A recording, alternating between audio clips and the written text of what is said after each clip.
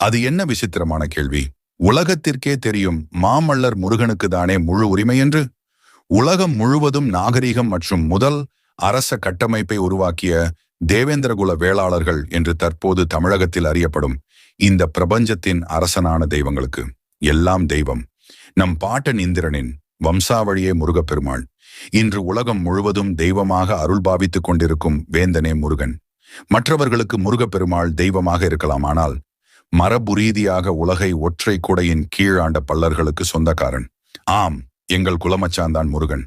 தெய்வ யானை என்ற எங்கள் குல அக்காவுக்கும் நீங்கள் அனைவரும் தெய்வமாக வழிபடும் முருகனுக்கும் நடக்கும் திருக்கல்யாண நிகழ்வு இன்றைக்கும் திருப்பரங்குன்றத்தில் நடைபெறுகிறது. கல்யாணம் நடைபெறும் இடம் திருப்பரங்குன்றம் கோயில். 6 ஊர்களுக்கு பாத்தியப்பட்ட திருப்பரங்குன்றம் தேவேந்திரகுல வேளாளர் பொது மடத்தில் மறுவீடு அழைப்பு நடைபெறும். அதாவது அந்த 6 ஊர்களின் பெயர்கள் மாடகுளம், பழங்கானத்தம், விளாச்சேரி, அவனியாபுரம், அனுப்பானடி, திருப்பரங்குன்றம்.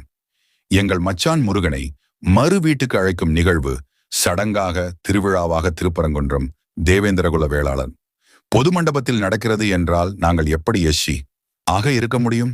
அப்படி பார்த்தால் சிவன், முருகன், பெரும் மல்லர் ஆகிய பெருமாள், காஞ்சியில் காமாட்சி, மதுரையில் மீனாட்சி, கிரேக்க நாட்டில் பல்லையேதேனா ஆண்டாள் மற்றும் பல அம்மன்களாக மேலும் சிறு தெய்வங்கள், பெரும் தெய்வங்கள் என இன்று உலகம் முழுவதும் வணங்கப்படும் அனைவருமே பல்லர் வம்சத்தை சேர்ந்தவர்களாக இருக்கின்றனர்.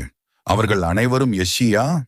ஒரு புறம் எங்கள் குல முன்னோர்களை தெய்வங்களாக வணங்கிக் கொண்டே நாங்கள் உயர்ந்த சாதி என்கிறீர்களே, எப்படி? நேரடியாக வானத்தில் இருந்து குதித்தீர்களா? பல்லர்களை விட உயர்ந்த சாதி உலகத்தில் யாரும் உள்ளார்களா? நெல்லை கண்டுபிடித்தவன் பல்லன். பல்லர்கள்தான் முதலில் வேளாண்மை என்னும் உயர்ந்த தொழில்நுட்பத்தை கண்டுபிடித்தவர்கள். பல்லர்கள் மட்டும் உணவை உற்பத்தி செய்யும் தொழில்நுட்பத்தை கண்டுபிடிக்காமல் இருந்திருந்தால் உலகில் எவருக்காவது உணவு கிடைத்திருக்குமா? சற்று சிந்தித்து பாருங்கள் அனைவரும். இப்பேற்பட்ட அரச பல்லர்களை நான் கூசாமல் எஸ்சி என்று சொல்வது என்ன மாதிரியான உளவியல்? குடும்பம், நாடு, நகரம், நாகரீகம் என்ற விஷயத்தை உருவாக்கி உலகிற்கு அறிமுகப்படுத்தியவர்கள் அரச பல்லர்கள்.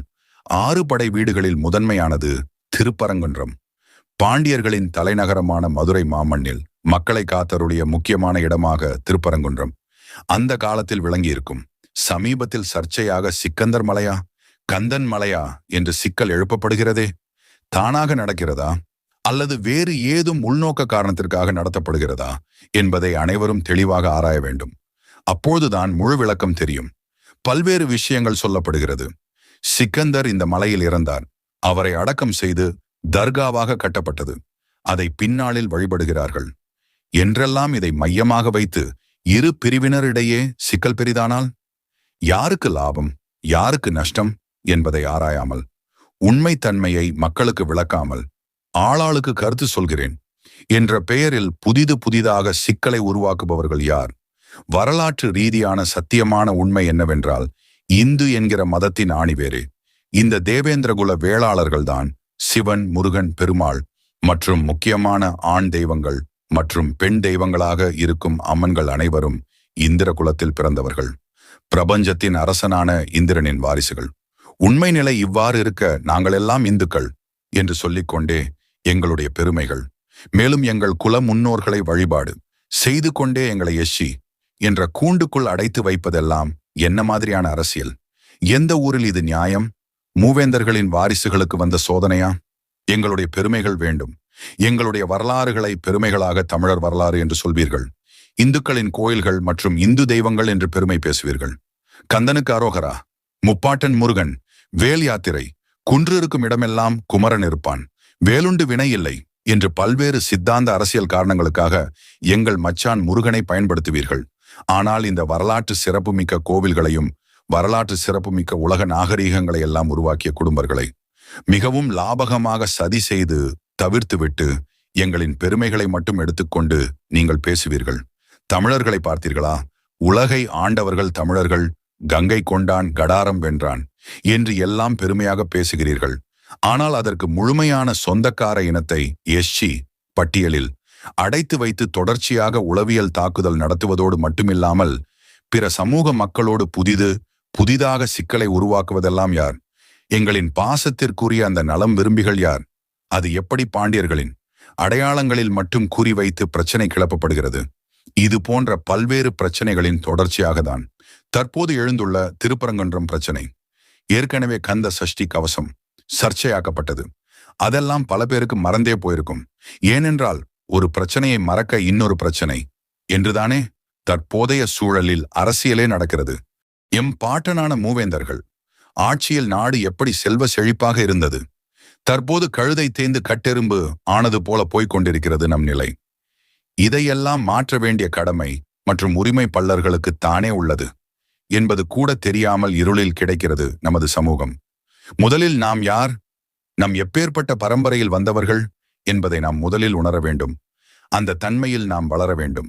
நாம் மாறினால் அனைத்தும் மாறும். ஆம், வேந்தர் குலத்தின் அரச பல்லர்களே, நீங்கள் மாறினால் உலகமே மாறும் என்பது வெறும் வார்த்தை அல்ல, சத்தியமான உண்மை. மருத நிலத்தை எல்லாம் உருவாக்க முடியுமா என்று நம் பாட்டனும் பூட்டனும் நினைத்திருந்தால், தன் இரத்தத்தாலும் வியர்வையாலும் காடு திருத்தி கழனியாக்கி நாடு நகரங்களையெல்லாம் உருவாக்கி இருக்க முடியுமா?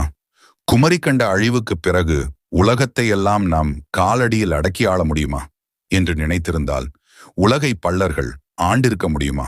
உலகம் முழுவதும் கோயில்களை எல்லாம் கட்டி எழுப்பியிருக்க முடியுமா என்று நினைத்திருந்தால், பல தொழில்நுட்பங்களோடு இன்றைக்கும் பல ஆராய்ச்சியாளர்கள், அறிஞர்கள், மேதைகள், தத்துவ ஞானிகள், சித்தர்கள் எல்லாம் வியக்கக்கூடிய கோயில்களை எல்லாம் கட்டி எழுப்பியிருக்க முடியுமா?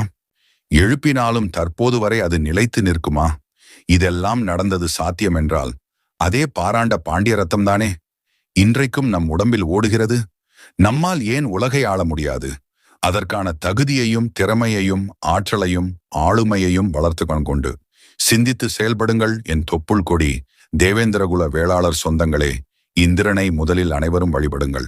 நம் பாட்டனின் இந்திர வழிபாடு மற்றும் இந்திர விழாவை மறுபடியும் மீள்கட்டமைப்பு செய்து பட்டி தொட்டி எல்லாம் அனைத்து ஊர்களிலும் கொண்டாடுங்கள், வழிபடுங்கள். நம் குலப்பிரபஞ்சத்தின் அரசனிடம் முறையிட்டால் நடக்காதது என்று உலகில் ஏதேனும் உண்டோ?